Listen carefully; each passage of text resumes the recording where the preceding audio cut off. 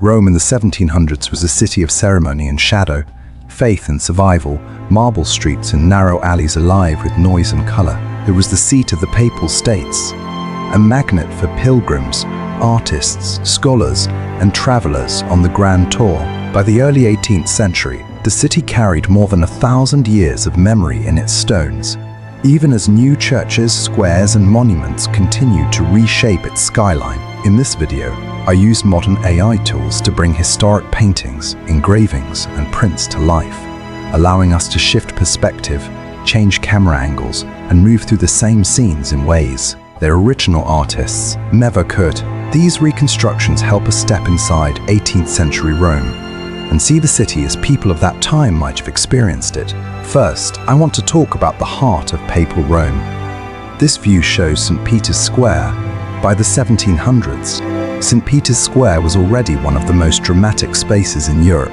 This view shows the great oval colonnades sweeping around the piazza, with the ancient obelisk standing in the center, and the vast facade of St. Peter's Basilica rising in the background. In the foreground, pilgrims cross the stones in small clusters, some kneeling, some shading their eyes from the sun.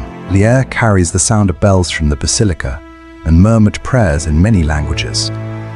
Daily life here was a mixture of devotion and movement. Vendors sold rosaries and candles near the edges of the square. Carriages rolled in from the Borgo district, and guards of the Papal States kept a slow watch near the steps. At times, the crowds became restless. Pickpockets worked the fringes. During major feast days, the pressure of bodies could be dangerous. Yet this space mattered deeply. It was the spiritual center of Catholic Europe, and under popes like Clement XI in the early 1700s, the ceremonies here projected authority and power across the continent. Over time, changes came with restorations, new lighting, and the slow repair of surrounding streets. Today, this is still a place you can visit, and remarkably, the shape of the square is almost exactly as those early engravings show. This view shows the Tiber River and Ponte Sant'Angelo. This view shows the Tiber in soft afternoon light, the Ponte Sant'Angelo stretching across the water, and the statues of angels lining the bridge. In the foreground, small boats drift along the current, their reflections trembling on the surface. On the far bank, warehouses and taverns lean toward the river, their walls weathered and stained by repeated floods.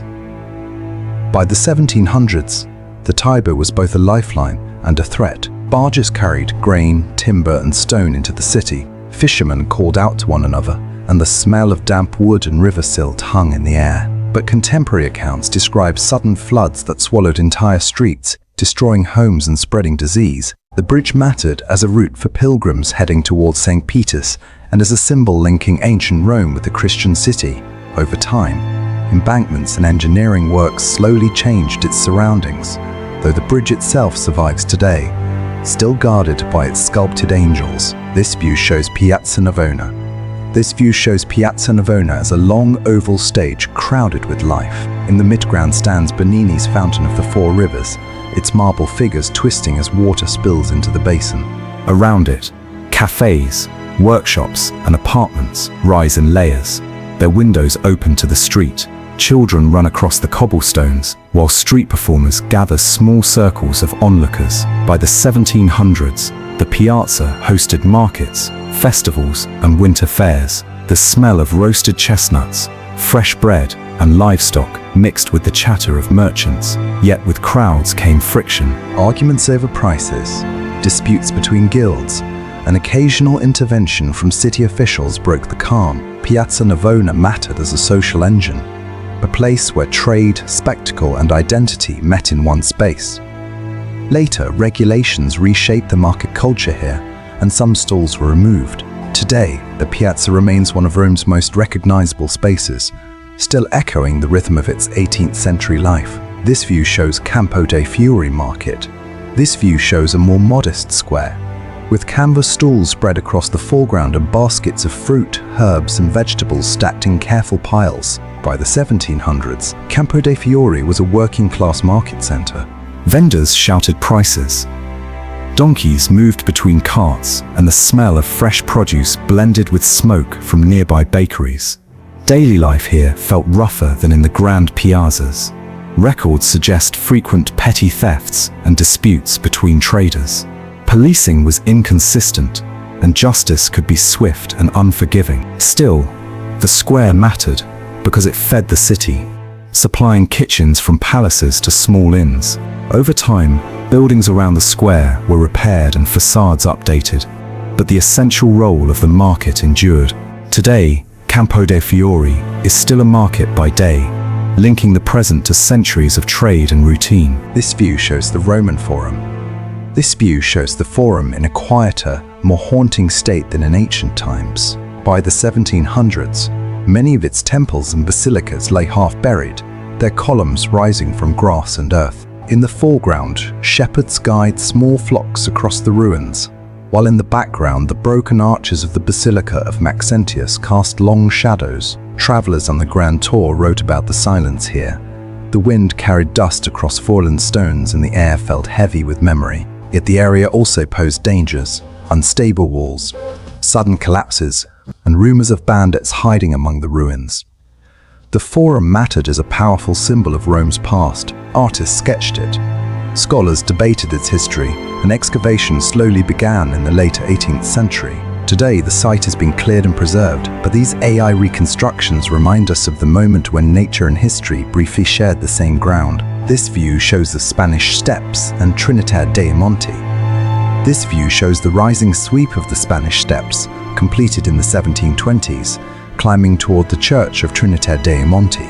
In the foreground, travelers rest on the lower steps, their trunks beside them, while local vendors offer flowers and small souvenirs. The midground is alive with conversation, and the background skyline opens toward the rooftops of Rome. By the 1700s, this area was a meeting point for artists, writers, and foreign visitors. The soft echo of footsteps on stone mixed with the distant clatter of carriage wheels.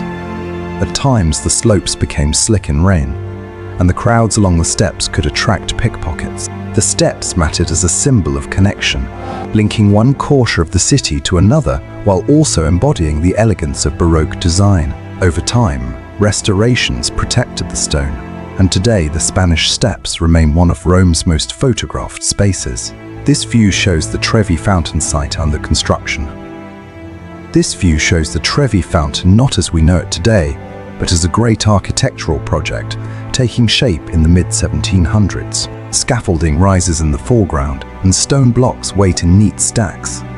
Workers haul tools across the site, while curious passers-by pause to watch. In the background, the newly designed palace facade frames the work in progress. Commissioned under Pope Clement XVI in the 1730s, the fountain site was filled with noise and dust. The smell of wet plaster and freshly cut stone lingered in the air. Construction delays caused tension between builders, architects, and officials. This project mattered because it marked the dramatic endpoint of the ancient Aqua Virgo aqueduct, celebrating Rome's long relationship with water. By 1762, the fountain was completed, and today it remains one of the city's most celebrated landmarks, born from decades of planning and labor. This view shows the Capitoline Hill and Piazza del Campidoglio.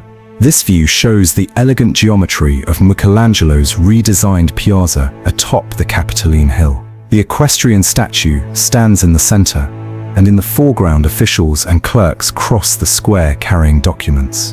The midground reveals the facades of the palaces that housed archives and city administration. By the 1700s, this hill was the administrative heart of Rome. The air carried the scent of ink and parchment from offices inside, and the sound of footsteps echoed against the stone. Political tensions sometimes surfaced during tax disputes and debates over city governance. The Capitoline mattered because it represented order, history, and civic pride. Over time, its museums grew, expanding collections of ancient sculpture.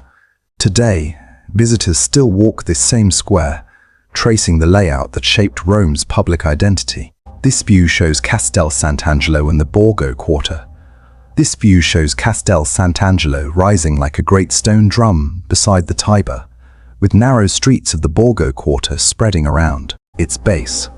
Soldiers move across the ramparts in the midground, while residents carry water and firewood through the alleys below. By the 1700s, the fortress served as both military stronghold and papal refuge. The area smelled of smoke from kitchens and damp river air. During periods of political uncertainty, tension rose here, and strict controls limited movement across the bridge. The castle mattered as a symbol of protection and power. Later urban reforms cut new roads through the Borgo, reshaping the neighborhood. Today, Castel Sant'Angelo still stands, its walls preserving centuries of fear, ceremony and defense. This view shows the streets of Trastevere. This view shows a maze of narrow streets across the river in Trastevere. Laundry hangs from upper windows, and the foreground is filled with craftsmen at work. Children run between doorways, and the smell of bread and smoke floats through the lanes. By the 1700s, Trastevere was a working-class district with strong local identity. Contemporary accounts describe crowded housing, seasonal disease, and occasional clashes between neighborhood groups. Yet life here mattered as the beating heart of everyday Rome, the place where families lived, worked, and endured. Over time, renovations and modernization changed parts of the district, but many streets still retain their historic shape. Walking them today, you can still sense the closeness and energy captured in old engravings. This view shows Porta Portis and the river trade. This view shows the southern gate of the city near Porta Portis, with carts lining up in the foreground and barges unloading goods along the riverbank. By the 1700s, this was a key entry point for trade coming into Rome from the countryside. The air buzzed with voices, hooves on stone, and the creak of wagon wheels.